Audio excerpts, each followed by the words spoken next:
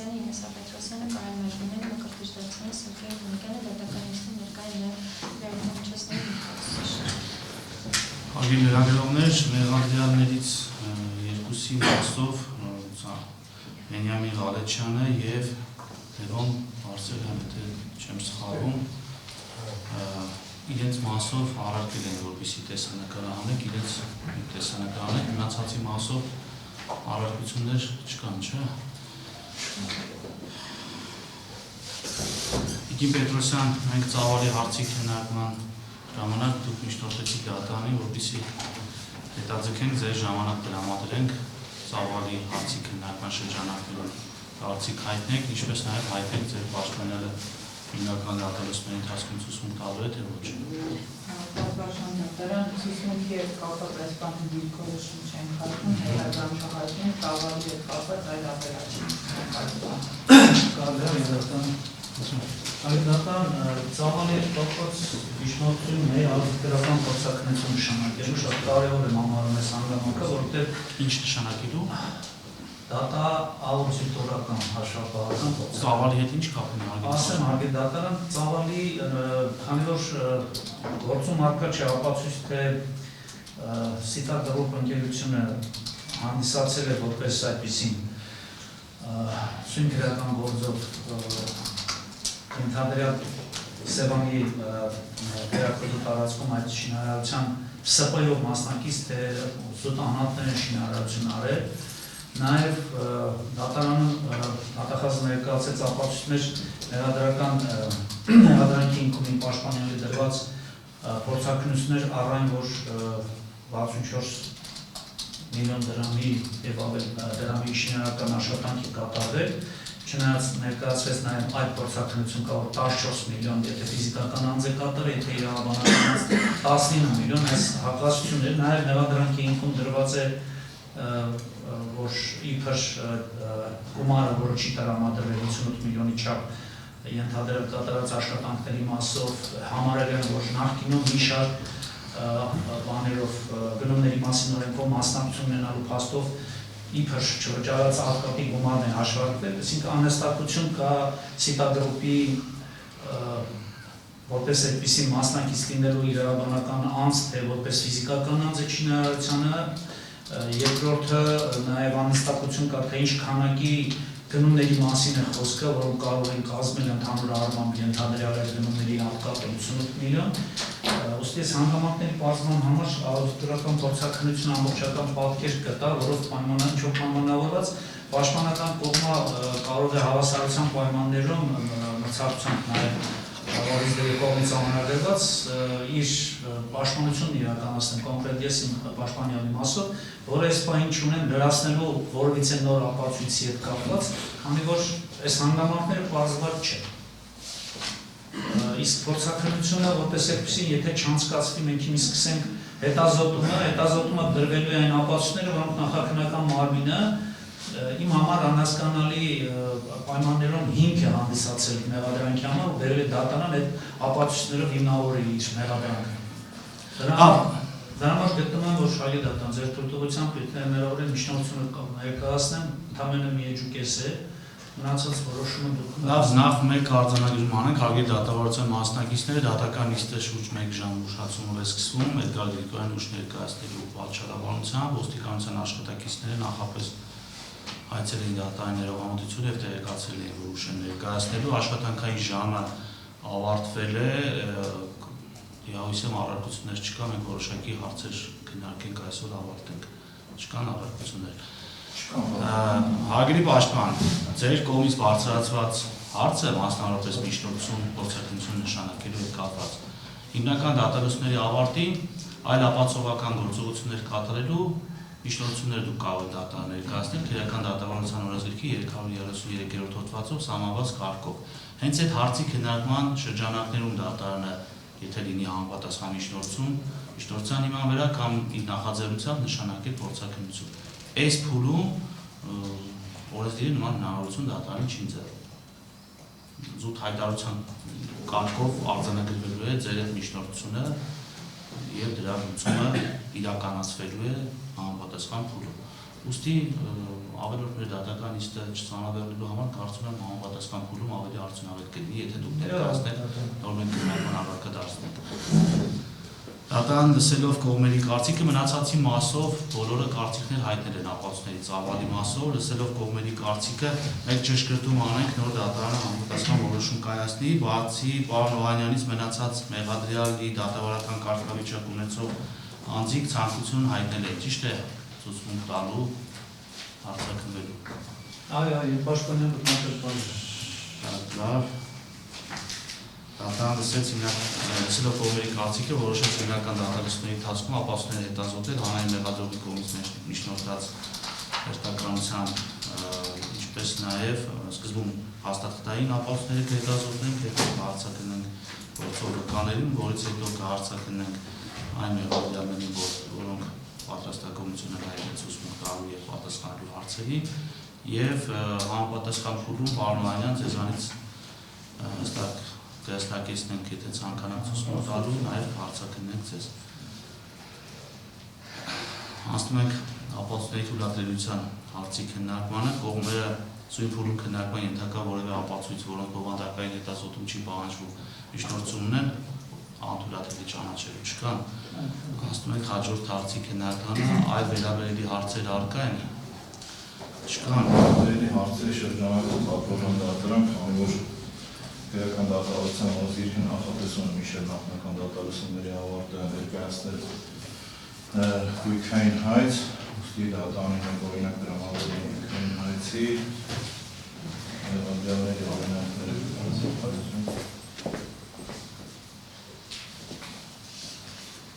Փոխանցեք կողմերը։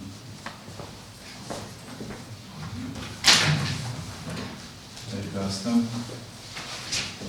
Ներկայացեք։ Գույքային հայց մեղադրյալ Սեյրան Օհանյանի դիպաշտը 91 փոքրական գործով մեղադրյալից օգուտ պետական բյուջեի հանցագործության համադրական վարչապետի Լրություն պահպանեք, դարիճում շատ են, լրություն պահպանեք տեսնենք։ Քննչական կոմիտեի պետության համադրական կարգի ունկների և հասարակական անվտանգության դեղավորված հանցագործությունների գլխության գլխավորությունը չնեղված 582-223-25 իրական վարորդին ակտիվացան ընթացքում ըստով դատախազի կողմից 2025 հորիսի 8-ի որոշում է կայացրել Սեյրան Օհանյանի նկատմամբ հանրային քրեական հետապնդում հարուցել 2003 թվականի ապրիլի 18-ին ընդունված քրեական օրենսգրքի 307 մասով 311 4 մասի 2 կետով, 197 մասի առաջին կետով, 317 մասով, որոնք համապատասխանում են 2022 թվականի հուլիսի 1-ին մեջ մտած քրեական օրենսգրքի 441 մասի 2 4 և 5 կետերին, 437 մասի 3 կետին, 236 մասի 3 կետին և 444 մասի 2 նշված հոդվածներով նախատեսված հանցավարությունների կապելու մեջ, որ գույքային հայցի մեջ շահադրված են Սեյրան Օհանյանին սագրվող արարքի հաստական հանգամանքները պատվորյան դարձման և հանրայնությունը կա հարաբերական ամբողջ ծավալով և Հրադրանքի հաստական հանգամանքները ինչպես մի հրապարակ հաստական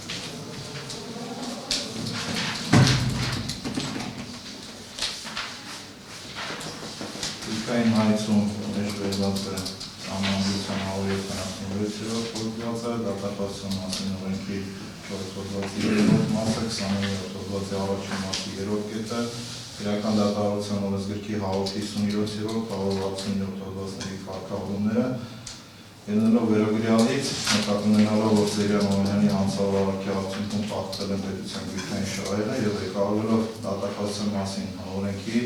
քաղաքացիական դատավարության օրենսգրքի և քրեական դատավարության օրենսգրքի համապատասխան հոդվածների կարգավորումներով ընդունում եմ գույքային հայցն ընդունելու առիթ և քննության առնել թիվ ՀԿԴ կոտորակ 0191, կոտորակ 01, կոտորակ 25 քրեական գործի շրջանակներում թիվ ՀԿԴ 0191, կոտորակ 01, կոտորակ 25 քրեական գործով մեղադրյալ Սեյրան Օհանյանի ճանաչել գույքային պատասխանով Ադրյալ Սեյրան Օհանյանի խորհրդի պետական բյուջեի բնագանձել 13 միլիոն 20,000 դրամ, որպես հանցագործության պատմիջականորեն պետությանը պատճառված վնասի հատուցում բռնաբանձումը տարածելով նրա դեպքից այն դրամական միջոցների վրա գույքային հայցը հիմնավոր փաստաթղթերը գծված են վերոնշյալ գերական գործին պատմաշնորհական այս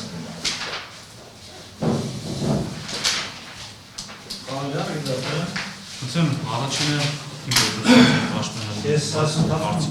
հասցեցի որոշակի բաներ Սամիքանալ ամբողջությամբ իհարկե երբելով որոշակի քանի որ նշեմ որ շարքի դատարան ես գույքային հայցի մեջ Ագին պաշտպան մենք լսենք եք լսում ապա Տիկին Պետրոսյանի ուղղված է պարոն Օհանյանի գույքային հայցը ճիշտ է ուղղված է պարոն Օհանյանի բայց դե առաջի հասցեատերը ինքն են հատ լսենք հետո հնարավորություն անպայման կձևենք Պատվաշան դատարան այս բանի մեզ տրամադրվեք, մենք պետք է բանթանանք, նո այս բանը երբ որ նայում ենք ար երևի կարծես թե չի հակասում, կապված, բայց բնականաբար ծանոթ չենք, որոշում հիմա չենք կարող։ Տիկին Պետրոսյան, այս մասով պետք է պարզապես 167 հոդվածի 4-րդ մասի համապատասխան ներկայացված լինի եւ հաշվի առնելով որ ներկայացնում է մեղադրյալի այդ մասով էլ եթե դատարանը որոշի ընդունել հայցը առանձին գույքային պատասխանող ճանաչելու անհրաժեշտություն դատարանը չի տեսնելու դուք վարույթի հետագա փուլերի ընթացքում այդ մասով վերջնական ձեր խոսքում կարող ձեր դիսկորոշում ներկայացնել սու տեխնիկական առումով տեխնիկական առումով sense նայում արևելուց պահպանել են Շատ լավ, խնդրեմ Պարոն Դավթյան, այ հիմա եթե զուտ տեխնիկականի մասով դատարան մասով դիրքորոշում բացական չունեն, ես ուղղակի բովանդակային առումով Դե բովանդակային ըստ էության գործի քննության հետ զուգահեռ նաև քննարկման առարկա հենց այս հայցն է դառնալու եւ վերջնարդյունքում լուծվելու ընթացքում նաև դատարանը անհանդարտ կատարելու է գույքային հայցին։ Այս պահին ինքը որպես այդպեսին չի լուծվելու որևէ մեկից։ Ագի դատարան, ընդունում եմ ձեր ասած ինչ-որ չափով, մի մասով որ համարանքներում չի դուքանքանում, որ ես քիչ առաջ միջնորդություն ներկայացնում էի դատարան հաշվապահական գործակնություն, հանգամանքներ նշեցի պատճառավորները։ Նույն հանգամանքներ ներառված է այստեղ ամբողջությամբ վերաբերում էին պաշտպանյալին, նշված է Աշոտ Գրիգորյան, Աշոտ, ու այդ նույն շինձու ասեմ, անհիմն ասեմ, երևակայական ասեմ, փաստերը որ հիմքեր չունեն, դրված է այս նույն գույքային հայցի հիմքը։ Հիմա տեխնիկական առումով առարկություն չունեն, բայց բովանդակային առումով քննության առարկա առանձին դառնալու դեպքում գրավոր նաև բանավոր ամբողջությամբ կներկայացնեն այդ հիմքերը, որ իրականում նույնիսկ որևիցե քննադատության չի դիմանա այս ներկայացած գույքային հայցի։ Շատ արձանագրվեց։ Հարցիկ եք հնարավոր հարցի վերաբերյալ խնդրեմ։ Մի բան եմ ես ասում, համեմատպես եք sense չերթում ենք այս հայցը, վերջին տեսնում ենք որ նշված է 13 միլիոն, բայց ոնց որ այս գույքային հայցի բովանդակությունից ընդհանրապես չենք հասկանում։ 58 միլիոն անդեր։ Այդտեղ 13 միլիոն մի հատ անհասկանալի է, այսինքն իրականում, ինչպես կոլեգաս նշեց, այդտեղ մեղադրանքներն է արտացել, այդ անհիմն մեղադրանքների բովանդակային առումով բացվածքն է տրված, ու վերջում Սերյան Օհանյանին ճանաչել գույքային պատասխանով, նրանից մշտականացել 13 միլիոն դրամ։ Շատ լավ, խնդրեմ։ Մի փոքր այս զվարճակով, մի բանական դատավորականաբար գույքային հայցի երկու ռեժիմով է քննարկվում որպես ինստիտուտ, դատարանը օպերացիոն մեթոդով քննարկվում է զուտ վարույթ ընդունելու հարցը, այսինքն ֆորմալ պահանջների համապատասխանությունը, համար իմ հարցադրումը այնքանը որքանը որ դա վերաբերում է Օհանյանին, բայց չի կարող որոշակիորեն չվերաբերվել նաև իր պաշտպանյանին եւ բոլոր իր պաշտպանյանների մեղադրյալներին։ Իսկ այսպիսի բան է հետաքրքրում Արգենիկոն Հայրապետյանը հուսով եմ պարզաբանի ծավալուն է ընդունել, չհասցրեցիք ծանոթանալ, միգուցե մի անգամից պարզաբանի հասկանան, միգուցե անհրաժեշտություն գտնի փոխել օրինակը։ Տեսեք, այս 4 մասի համապատասխանող հոդվածի պատվական դատարան ներկայացնում է ում դեն եւ ինչի հիմա վրա իր շահում է գույքային այս հարուցում։ Պատվական դատարան ըստ էության Օհանյանի վերաբերյալ մեղադրանքը քրեական հետապնդումը բազմադրված է, այսպես ասած, այնտեղ բավականին տարբեր խորհուրդ կան, որոնք դիտվել են որպես հանցանք, հանցագործության պատճառված վնաս եւ այլն։ Ես ցավոք սրտի գուցե իմ ժողովրդի հարցին հրավիրում մի անգամից գտնեմ, բայց չգտա կոնկրետ հաշվարկը առայլ ու օրինակի համար ինչու է պահանջում։ եթե դուք տակ, ես որ բարձր բանալապեցեմ, այ հենց հատկապես այս 13.120.000 ինչու է պահանջվում, մնացած մասով որովհետև գույքային հայց չկա, եւ նաեւ հակառակը ինչու հենց 13.120.000 գույքային հայցը ու արդյոք ներողություն խնդրում դիտարկվել է, այսինքն որպես գույքային հայց, ոնց հասկացա առաջին կետով 159 հոդվածի առաջին մասի առաջին կետով դա բաց է երևում, այսինքն անմիջական է պատճառված գույքային վնասը, այսինքն ինքնավոր տեղեկատվություն առայն է վնասը ի սկզբանե, այսպես ասած, օբյեկտիվ իրականության մեջ որպես վնաս մնացել է, թե օրինակի համար հաղորդում եղել է։ Եթե հնարավոր է, եթե ինձ հասկացավ հանրապետությունը ինձ չէր է, եթե հնարավոր է որպես հայցի այցվոր կողմ այսպես ասած, ասի պարզաբանի Ագիրյան ներկայացված գույքային հայցի պահանջի հետ կապված որոշակի վերականգնում գործողություններ մեկի կողմից ճիշտ հասկացա։ Երկրորդ հարցները առաջինը մեթոդիկային են, էլի վերաբերվում։ Գույքային հայցը կոնկրետ Նեղալյալի ներսագրվող քերական օրենսգրքի 441 հոդվածով նախատեսված հանցագործության արդյունքում պատճառված վնասին վերաբերում պատվարման դատարան եւ ներադրանքի ծավալումը կոնկրետ նշված է 13.120.000 դրամի վնասի մասին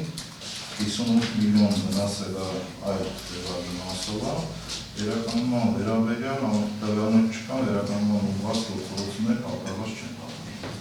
Եթե քյուրոտը ավարտել, էլի հնարավոր ենք, էլի շնորհակալ եմ։ Վերջացնեմ արդեն եթե կարելի է, էլի։ Ավարտեք դուք հա։ Իսկ ումայն ուղղորում ինձ հասկացա։ Տեսեք էլի բան այդպեսան։ Ձեր մեղադրանքի, այս մեղադրանքի վերաբերյալի հատվածը դեստերություն գործի ծավալումն է, շատ ծավալումն է, դուք ես գործով նոր եք ստանձնել մեղադրանքի պաշտպանությունը Սակայն ձեր մասնագիտական հմտությունների մանալով վստահ եմ, որ ամբողջությամբ իրապետում եք գործին։ Այսինքն հասկանամ, ըստ ձեր հիմնավորների թղթի վրա չկա, բայց բանավոր կարող ենք քննարկել, խնդիր չի։ Ըստ ձեր հիմնավորների Օհանյանի ներսագրված արարքը, խոսքը վերաբերում է 441 միլիոն դրամը, 441 հոդվածով, այսինքն 11 միլիոն 120.000 դրամ վնասի պատճառման հանգամանքին, կարճ ինչ է, ասում են, որ բանաց առայողները որոշակի հերթափոխի են եղել հիշյալ տարածքում, խնդրի տարածքում եւ ստացել են աշխատավարձ։ Հիմա եթե մենք վերացարկվենք, ինչու եմ այս հարցը տալիս, պատվարժան դատա, որովհետեւ եթե օրենսգիրը կոնկրետ սահմանել է գույքային հայցը որ վնասի մասով կարող է լինել, հիմա եթե մենք հասկանանք ձեր ասածով, ստացվում է, որ այլ պայմաններով հիշյալ աշխատակիցները առհասարակ պետք է չաշխատեին ու պետք է աշխատավարձ չստանային, եթե Սեյրան Օհանյանի կողմից այդ ենթադրյալ հանցավոր արարքը կատարված չլիներ։ Ճիշտ եմ հասկանում։ Եթե ավարտեցիք արձագանքը, Որքաներեք էլի, որ իս ճիշտ հասկանանք, հիմա եթե մենք ունենանք իրավիճակ, որ պաշտպանության նախարարության շուրջ պատասխանատու ծառայող կամ ինչ-որ աշխատակիցը կամ ներողություն խնդրեմ ոստիկանության աշխատակիցներից իրանց վրա օրինակ գրեմ, ծառայություն իրականացնող անձիկ է, ով է պետք պաշտոնատար անձի ցուցումով ծառայություն իրականացնում այնպիսի վայրում, որտեղ իրենք ծառայություն չպետք է իրականացնեն, իմ կարծիքով, այս անձանց աշխատավարձ ստանալը, այս անձանց չգիտեմ, մորապահիկ գործողումը եւ այլ, այսինքն այս անձանց աշխատանքի դիմաց վարձատրությունը չի կարող դիտարկվել անմիջականորեն պատճառված գույքային վնաս, եթե չի դիտարկվում, որ այդ աշխատակիցների աշխատելը որպես այդպիսին համակարգում աշխատել, այսինքն հանրային ծառայություն որոշակի պաշտոն զբաղեցնելը ապօրինի։ Օրինակ, եթե մեղադրանքի մեջ լիներ, որ Սեյրան Օհանյանն ամենայն արգանդով ներողություն խնդրում օրինակի համար, բայց պետք է բերել, որ հասկանանք իրեն։ Սեյրան Օհանյանը ապօրինի աշխատանքի է ընդունել SSS աշխատակիցների, որոնք ապօրինի ստացել են, վարձատրվել են ստացել են աշխատավարձ, որը ունեն դատարանում գտնվող մի շարք գործերով, այսինքն, այսպես ասած, որոշակի գործող մեխանիզմներ կան, որ ստանդարտ մեխանիզմ է։ Այս պայմաններում պետք է դիտարկվի, որ գույքային վնասը անմիջականորեն պատճառված է։ Հիմա մեղադրանքի կողմը ինչ է ասում է Սեյրան Օհանյանը չարաշահել է իր պաշտական լիազորությունները, բայց աշխատակիցները ծառայություն են իրականացրել որոշակի վայրում, որտեղ չպետք է ծառայություն աջակցություն իրականացնենք։ Եթե սխալ եմ հասկացել մեղադրանքը, խնդրեմ ինձ ուղղեք այս բանավեճը կավարտի։ Բայց լավ, եթե Սեյրան Օհանյանը ցույցում է տվել, ենթադրենք, դիտարկենք, որ կատարել է հանցանք պարոն Օհանյանը 441-րդ հոդվածով նախատեսված։ Այս անձինք այդտեղ ծառայություն չպետք է իրականացնենք։ Լավ, այս անձինք պետք է գնային տոն։ Հարցը սրա մեջ է, այսինքն այստեղ անմիջական վնասի հարցը։ Վնասի որոշակի տարեր կան, որ գույքային հայցով քրեական դատավարության օրենսգրքի շրջանակներում չի կարող ստանալ այս որը։ Մենակ չգիտեմ, բաց թողնված օգուտը, օրինակ, դա կա քաղաքացիական իրավական այլ կարգ, որով ավելի լավ մասնագետներ կան քաղաքացիական բնույթի, կարող են ասել, բայց այստեղ շատ կարևոր է, լավ, եթե Սեյրան Օհանյանը այդ արարքը չկատել, ենթադրեն հանցանք, ամեն դեպքում վարույթ ընդունելու համար եմ ասում, պատվարժան դատան, որովհետև եթե վարույթ ընդունելու հարցով իմ կարծիքով այստեղ հենց առնվազն ետ վերադարձնելու խնդիր ես տեսնում եմ ժամանակ ընձեռվելով մեղադրողի, որպեսզի իմ ասացին կողմից նշված հանգամանքները շտկի կամ հիմնավորի, որովհետև իմ կարծիքով սա կարևոր հանգամանք է։ Ամեն դեպքում ես կարծում եմ, որ այս մեղադրանքը չի հաստատվի պարոն Օհանյանի նկատմամբ, այդ դեպքում նաև բնականաբար ապրիորի գույքային հայցը չի բավարարվի, բայց փաստացի մենք այսպիսի իրավիճակ կա, ենթադրենք X անձով այսպիսի մեղադրանք կա։ Եթե հաստատվում է, որ այսպիսի հանցանք կա, արդյոք անմիջական վնաս է պատճառ։ Նույն այս օրինակները կարելի է բերել բազմաթիվ օրինակներ, որպես մեր արգելի ոստիկանների մասով բերեցի օրինակը նախատեսներություն խնդրելով, բայց իմ կարծիքով սա բարձրաբանման ենթակա հայցը հարցալում էց էս փուլում, նախքան վարույթ ընդունելու։ Շնորհակալ։ Պարոն Գալստյան, դատարանը առնվազն կարող է այդ ձեր կողմից բարձրացված հարցի հետ կապված հարցուել արայի մեղադրողի դեպքում, թե չեք պնդում,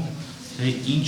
եղանակով է այդ թիվը ստացվել, համապատասխան քրեադատավարական կարգավորումներ այս փուլում չի պահանջում, որ պետք է դատարանը այդ մասով բարձրաբանում ստանա, եւ հայցը ընդունելու համար ինքը իմպերատիվ պահանջների մեջ չի։ Ամենայն հավանականով պատվարժան դատան 159-ով իմ կարծիքով էլի ասում ես գույքային հայցի մասով իմ կարծիքով միշտ խնդիրներ են առաջանում, դեռևս նախադեպներ կամ նոր ինստիտուտ է։ Բայց իմ կարծիքով քրեական դատավարության օրենսգրքի 159 հոդվածը առնվազն տալիս է շրջանակ, թե հանցանքի դեպքում պատճառված վնասի որ տեսակը կարող է գույքային հայցով պահանջվել։ Եվ ես գտնում եմ, որ այս պայմաններում կողմը, որպես գույքային հայց ներկայացնող կողմ, պետք է առնվազն հաստատի, հիմնավորված ներկայացնի այս առաջի մասի 5 կետերից որով է պահանջում։ Հարց չէր առաջանա, օրինակի համար, եթե մենք քննեինք գողության դեպք, ասեն անձը մեղադրվում է գողություն կատարելու համար, X գումար է գողացել, այս X գումարն էլ դնենք որպես գույքային հայցի տիպ, բայց այստեղ միանշանակ ես կարծում խնդիր ունենք ու ես առնվազն կարծում եմ, որ դատարանը այս պայմաններում կարող է գտնել 167 հոդվածով նախատեսված իր լիազորությունը։ Խնդրեմ արգելի հանրային մեղադրող բարձրացված հարցը վերաբերել կարծիք։ Պատվարժան դատարան գտնում է, որ գույքային հայցը վերադարձնելու հիմքեր առկա չեն եւ քրեական դատավարության օրենսգիրքը նախնական դատավարությունների ընթացքում գույքային հայց ներկայացնելիս պարտադիր է համարվում, որ ձևական համով պահպանված լինի գույքային հայցի ներկայացվող չափանիշները, տեղադեպքում պահպանված է, իսկ որպես այդպիսի պաշտպանի կողմից արդեն բովանդակային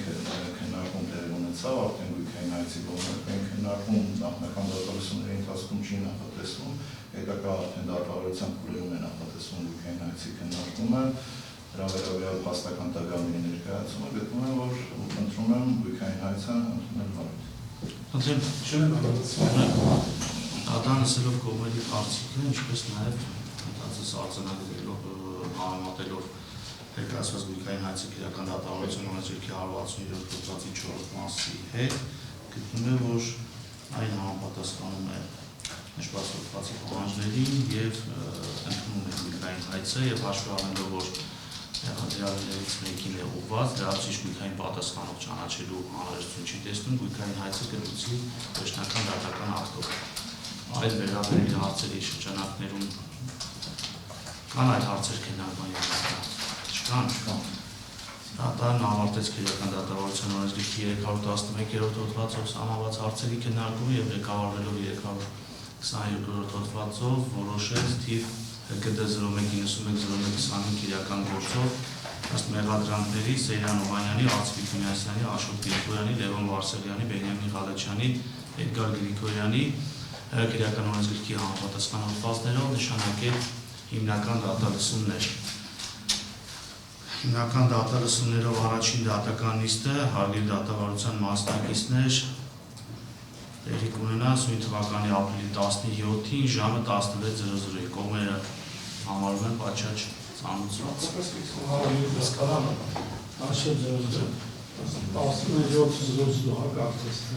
17-ին 16:00։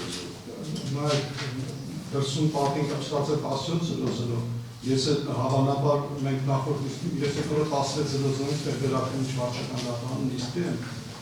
հավանաբար մի քիչ ժամանակը 16:00 նիստ ունեք, դե վարչականում հիմնականում կարճ է դեպքում, եկեք 16:30 գոնե, որ հասցնենք գոնե կողմերի բացման խոսքով։ Ապրիլի 17-ին կշարունակենք դատալսումները ժամը 16:30։